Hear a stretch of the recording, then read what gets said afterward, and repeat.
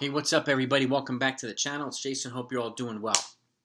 So I've been going over my, some top trade packages for the top trade targets, or the most desirable people that have been talked about in a lot as potential trades, blockbuster trades. And I'm going to move over to my the best fits in free agency for a lot of the players. But I did get a request for one more trade, so I'm gonna do it. It's gonna be for Josh Hader. The top 5 trade packages or 5 bold trade packages for Josh Hader, who's one of the premier relievers in Major League Baseball. He's young. He's only 26. He's with the Milwaukee Brewers, and he has 3 years of team control left. So he's not a free agent until 2024, which makes him very valuable. And he's clearly dominant. He's also lefty, and he has the ability to throw multiple innings too. So he has a lot of value. And unfortunately, the Brewers, it doesn't seem they have a lot of needs. They need offense. They need pitching. They need multiple positional offense. And they need to be able to drive some more runs in as well. But they don't seem to be in a position to do much spending this offseason. They'll probably bring in some guys. But if you have an opportunity to use a trade chip like this to bring in a lot of guys to kind of accelerate their progression, and they have a couple of young guys like this to which they could use. I'm not saying get rid of everybody, obviously, but you got to make a decision. Are you going to bring in some guys, some veterans with an attempt to compete? Particularly since the Cubs might be, unloading a lot of their players, which can open up the division a little bit. They've got the Cincinnati Reds in there too, who are probably going to be bringing in some guys too, even though they let Archie Bradley go. So it can be wide open.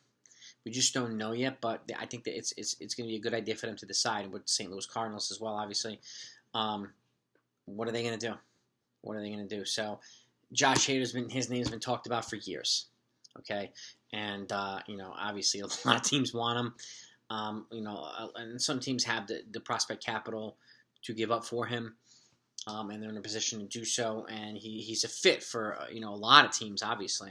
But I want to go over my top 5 teams. Okay. By the way, if it's your first time to the channel, welcome. If you like good baseball content, hit that subscribe button and hit the notification next to it. And then look in the description down below. I've got a ton of really, really good videos for your enjoyment. And thanks for everybody else for supporting this channel from the beginning of the best. Number 1, Chicago White Sox. Budding contender. They've already started to make some moves this offseason. They traded for Lance Lynn and a couple other, and then they re-signed Adam Eaton the other day. And they did another move. I just tipped my tongue, but I don't remember what it is. But they're obviously, going to be going after, the division. They're going to try to, overtake Minnesota and or Cleveland. And maybe get a little further than they did last season in the playoffs. So, what I see them, I could see them giving up Michael Kopech, who's a starting pitcher, one of their top pitching prospects. Matthew Thompson, who's another pitching prospect. And the Brewers need some. They've got a couple young starting pitchers, like Corbin Burns and a couple other guys, but they need some depth behind them at the prospect and the major league level. So Kopech, Matthew Thompson, and Micker Adolfo, who's an outfield prospect. All 3 are top 10 prospects. I think it's going to cost probably 3 top 10 guys for any team. And it might be all minor league prospects or a combination of minor league prospects and a major league player or something like that. You don't really know, but the package for Josh Hader either way is going to be aggressive.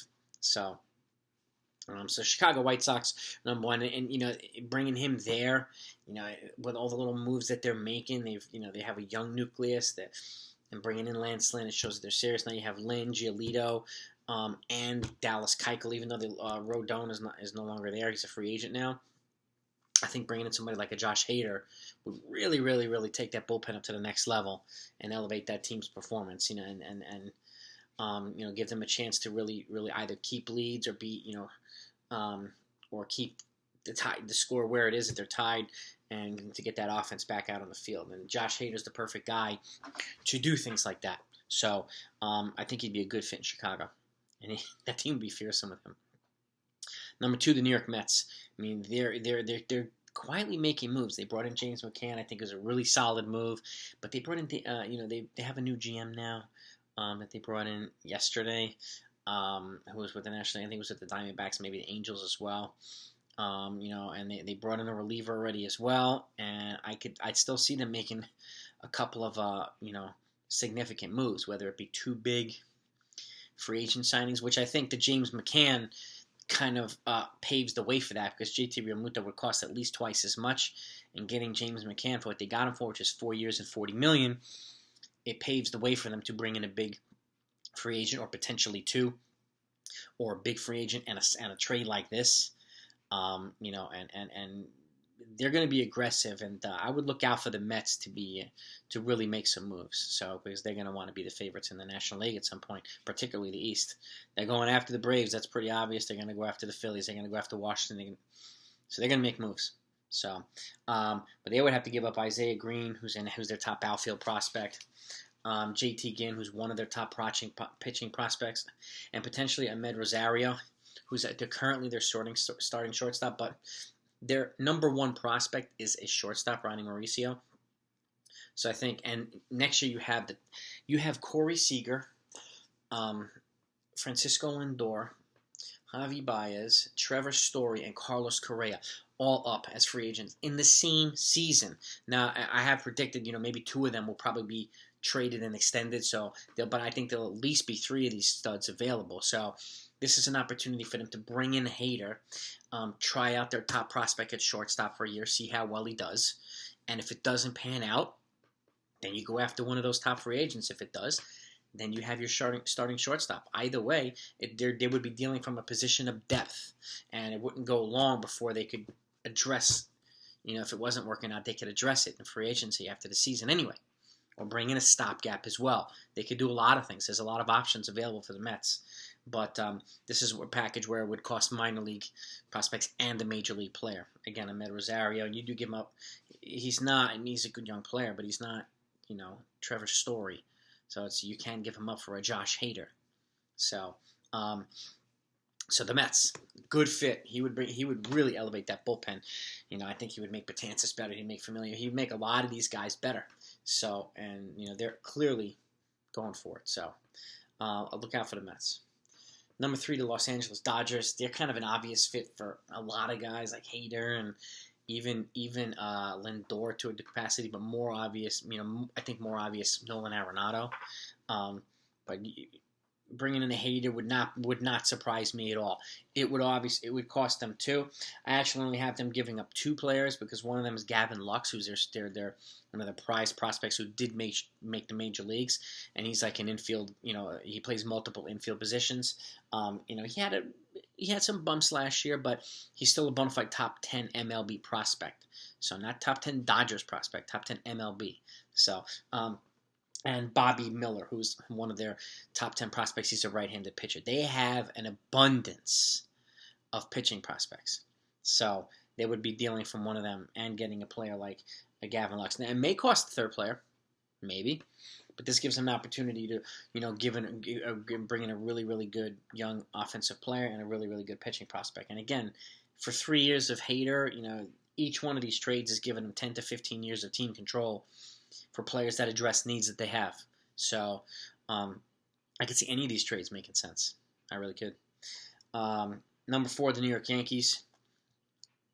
They're also a good fit for them, and I think they're probably the Yankees themselves are in a better position to make trades this offseason than signing players in free agency.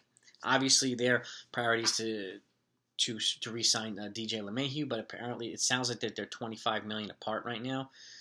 There is a chance he might not come back. So, and if he doesn't come back, I could see them probably trading for Francisco Lindor or one of those shortstops, and maybe bringing in somebody like a Hader as well, doing 2 really aggressive trades.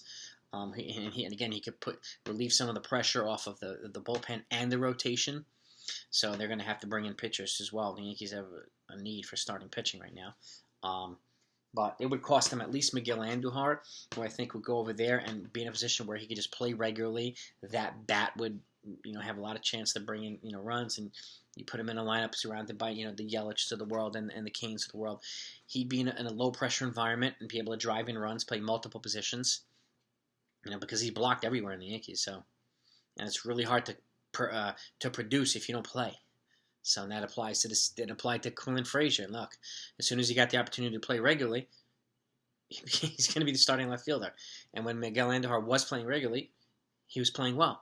So he clearly has the potential, and he has like 4 years of team control left. So it would also cost them Louis Gill, who's their number 5 prospect, a starting pitching prospect. So they'd have another young pitcher to develop and potentially add to the rotation. And Estevan Florial, who's also a top 5 prospect, one of their outfielders. So they would get a pitching prospect, a major league player already, and another top prospect who has already had a cup of coffee in the majors as well. So the package might not be as sexy as like a Dodgers because of Gavin Lux, but it addresses the needs, like I said before. So it's really up to the Brewers to decide whether they want to trade him and what the best package would be.